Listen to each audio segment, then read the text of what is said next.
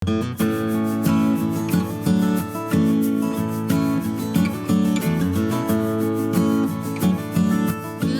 Plus ഒരു management project is equal to Nakkara ഫാമിന്റെ ഒരു പുതിയ മുഖം.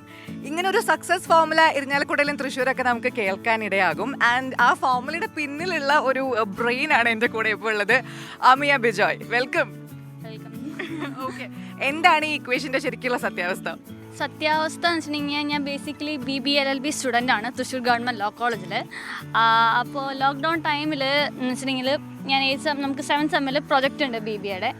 അപ്പോൾ ഞാനിങ്ങനെ നോക്കിയപ്പോൾ സാധാരണ ആദ്യം വിചാരിച്ചത് എന്താ പറയുക, ഇവിടെ KLFലോ KL അങ്ങനെ ചെയ്യുന്നു. അപ്പോൾ ഇവിടെ മൊത്തം ക്ലസ്റ്ററാണ്. ലോക്ക്ഡൗൺ ഇരിഞ്ഞാലക്കുട വലിയ ക്ലസ്റ്ററായിരുന്നു ആ സമയത്ത്.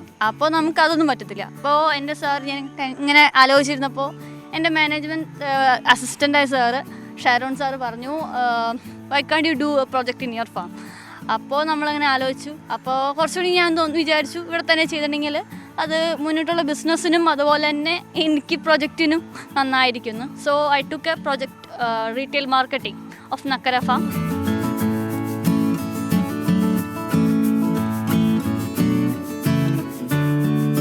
ഞാൻ കസ്റ്റമേഴ്സിൻ്റെ ഇടയിൽ ഒരു റിവ്യൂ എടുത്തു, ഒരു ഓൺലൈൻ റിവ്യൂ എടുത്തു. അതിനനുസരിച്ച് നമ്മൾ കുറേ ചേഞ്ചസുകൾ വരുത്തി. ഞങ്ങൾക്ക് ആദ്യം പ്ലാസ്റ്റിക് ബോട്ടിൽസൊക്കെ ആയിരുന്നു മിൽക്കിന് യൂസ് ചെയ്തിരുന്നത്. നമ്മളതൊക്കെ മാറ്റി ഗ്ലാസ് ബോട്ടിൽസ് ആക്കി. ആൻഡ് മുന്നേ ലോഗോവും കാര്യങ്ങളോ ഒന്നും ഉണ്ടായിരുന്നില്ല. സോ അപ്പോൾ ഒരു സ്റ്റാൻഡേർഡിറ്റിക്ക് വേണ്ടിയിട്ട് ലോഗോ ഡിസൈൻ ചെയ്തു. ആൻഡ് വെബ്സൈറ്റിൽ പ്രൊഡക്ട്സ് ഉണ്ടാക്കി. സോ അതിനുശേഷം എന്താ പറയുക, വിഷുവിനാണ് ശരിക്കും ഇത് ലോഞ്ച് ചെയ്യുന്നത്. വിഷുവിൻ്റെ തലേദിവസം നമ്മൾ വെബ്സൈറ്റ് എയറാക്കി. ആൻഡ് അന്ന് തൊട്ട് മീൻസ് വിഷുവിൻ്റെ അന്ന് തൊട്ട് നമുക്ക് ഓൺലൈൻ ത്രൂ ഇത് ഓർഡേഴ്സ് വളരെയധികം കൂടി.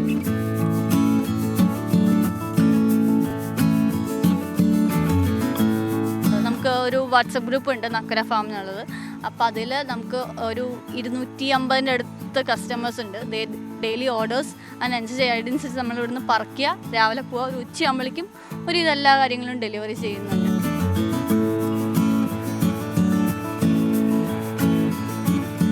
ഇപ്പോൾ ഈ ലോക്ക്ഡൗണും കാര്യങ്ങളൊക്കെ വന്നപ്പോൾ പല ബിസിനസ്സും അവരുടെ പ്രൊഡക്റ്റ് റേഞ്ച് കുറച്ചു. പക്ഷെ നിങ്ങൾ പ്രൊഡക്റ്റ് റേഞ്ച് കൂട്ടി എന്നാണ് അറിഞ്ഞത്. അപ്പോൾ അതെന്തൊക്കെയാണ് ആഡ് ചെയ്ത്? ലോക്ക്ഡൗൺ ആയിട്ട് ഏറ്റവും പ്ലസ് നമുക്ക് എപ്പോഴും വേണമെങ്കിൽ പുറത്തിറക്കാം. പാലും മീനും അതുപോലെ തന്നെ പച്ചക്കറികൾക്കും എസെൻഷ്യൽ നീഡ്സ്. അപ്പോൾ അതുകൊണ്ട് എന്താ പറയുക, നമുക്ക് മാത്രമാണ് പുറത്തിറങ്ങിയത്. നമുക്ക് നമ്മുടെ വണ്ടികൾ മാത്രമാണ് പോലീസുകാർക്കൊക്കെ തടഞ്ഞു നിർത്താണ്ട് നമുക്ക് പോകാൻ പറ്റുന്നത്.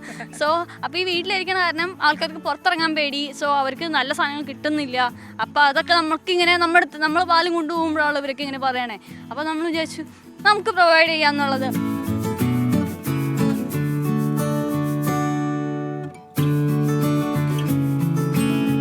ഇപ്പോൾ ഈ ഓൺലൈൻ മാർക്കറ്റിംഗ് ഇങ്ങനെ പരീക്ഷിച്ച് നോക്കി, അത് സക്സസ്ഫുൾ ആയി. അതിൽ ഏറ്റവും ചാലഞ്ചിങ് ആയി തോന്നിയൊരു കാര്യം എന്താ?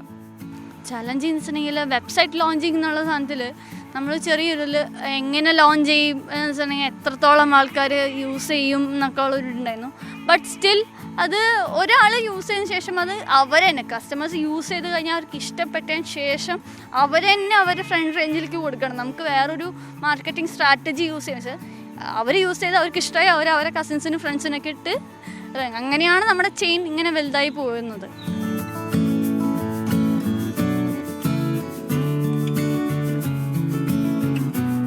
ഇതിനൊരു ടീം വർക്കാണ് ശരിക്കും പറയണത് വെച്ചിട്ടുണ്ടെങ്കിൽ. ബേസിക്കലി അമ്മയും അച്ഛനും പ്രൊഡക്ഷനിൽ നിൽക്കുന്നു. ആൻഡ് അനീത്തി ഉണ്ട്, എനിക്ക് 6th പഠിക്കുന്ന ഒരു അനീത്തി ഉണ്ട്, അയന എന്നാണ് പേര്. നമുക്ക് കോഴിയുടെ കൂടെ പശുവിൻ്റെ കൂടെ കോഴിയും മുയലും ഉണ്ട്. അതിൻ്റെ മുയലിൻ്റെയും കോഴിയുടെയും ഫുൾ കാര്യങ്ങൾ എല്ലാം നമുക്ക് ചെയ്യുന്നത് എൻ്റെ അനീത്തിയാണ്. അവിടെ രാവിലെ എനിക്ക് തന്നെ ആദ്യത്തെ പോക്ക് എന്ന് വെച്ചിട്ടുണ്ടെങ്കിൽ മുയലിന് തീറ്റ കൊടുക്കാനാണ്. അത് കഴിഞ്ഞ് തീറ്റ കൊടുത്തു കഴിഞ്ഞാൽ നേരെ കോഴിക്കൂടിൻ്റെ അടുക്കാണ്. കോഴിയുടെ മുട്ട എടുക്കലും പറക്കലും ഒരു 10 മണി വരെ അതിൻ്റെ ഒരു ടൈമായിരിക്കും. അത് കഴിഞ്ഞ് പിന്നെ എന്താ പറയുക, തീറ്റ ഇട്ട് കൊടുക്കുക. അവർ തീറ്റ കഴിയുമ്പോൾ തീറ്റ ഇട്ട് കൊടുക്കുക. അതുപോലെ എൻ്റെ ക്ലീനിങ്ങും കാര്യങ്ങളെല്ലാം അവളാണ് ചെയ്യുന്നത്, ഹാൻഡിൽ ചെയ്യണത്. അപ്പോൾ ഇത് ഒരു കമ്പനി പോലെ ഞാൻ ചെയ്യുന്നത് മെയിനായിട്ട് ചെയ്യുന്നത് മാർക്കറ്റിങ്ങും അഡ്മിനിസ്ട്രേഷനും കാര്യങ്ങളാണ് എൻ്റെ കാര്യങ്ങൾ. പ്രൊഡക്ഷനും ഇതിൻ്റെയൊക്കെ മീൻസ് ഒരു വിഭാഗമായിട്ട് അനീത്തിയും അച്ഛനും അമ്മയും എല്ലാവരും കൂടെ.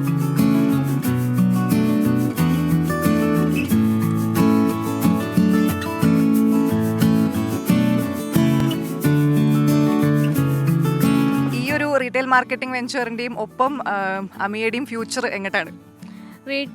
എനിക്ക് BBA LLB എന്നുള്ളത് നിയമം അറിയണം, പഠിക്കണം എന്നുള്ളൊരു ആഗ്രഹത്തിൽ മേൽ ചെറുപ്പം മുതൽ വെച്ചാൽ ഒരു 4ാം ക്ലാസ് മുതലുള്ള ഒരു ആഗ്രഹമാണ് വെച്ചിട്ടുണ്ടെങ്കിൽ. പണ്ട് റിപ്പോർട്ട് കാർഡിലൊക്കെ വക്കീലാവണം എന്നിട്ടുള്ള, വക്കീൽ എന്താണെന്ന് കൂടി എനിക്ക് അറിയില്ല, പക്ഷെ വക്കീലാവണം എന്നുള്ളൊരു ആഗ്രഹമായിരുന്നു.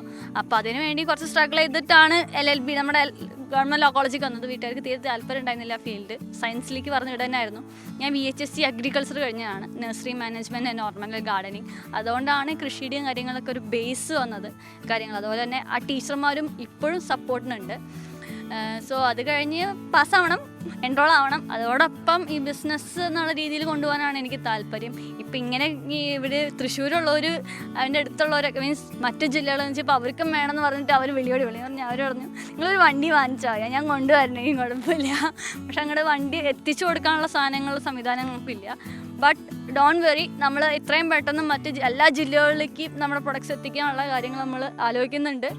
സോ അതിന് എത്രയും പെട്ടെന്ന് സാധിക്കട്ടെ എന്ന് നമുക്ക് വിചാരിക്കാം. ഓക്കെ, അപ്പൊ എന്തായാലും കേരളം മുഴുവൻ അറിയപ്പെടുന്ന ഒരു കർഷകയായിട്ട് അമിയ മാറുന്നത് കാണാൻ ഞങ്ങളും കാത്തിരിക്കുകയാണ്. അപ്പൊ thank you for your time, all the best. Covid കാലമായിട്ട് ഇങ്ങനത്തെ ഹാൻഡ് ഷേക്ക്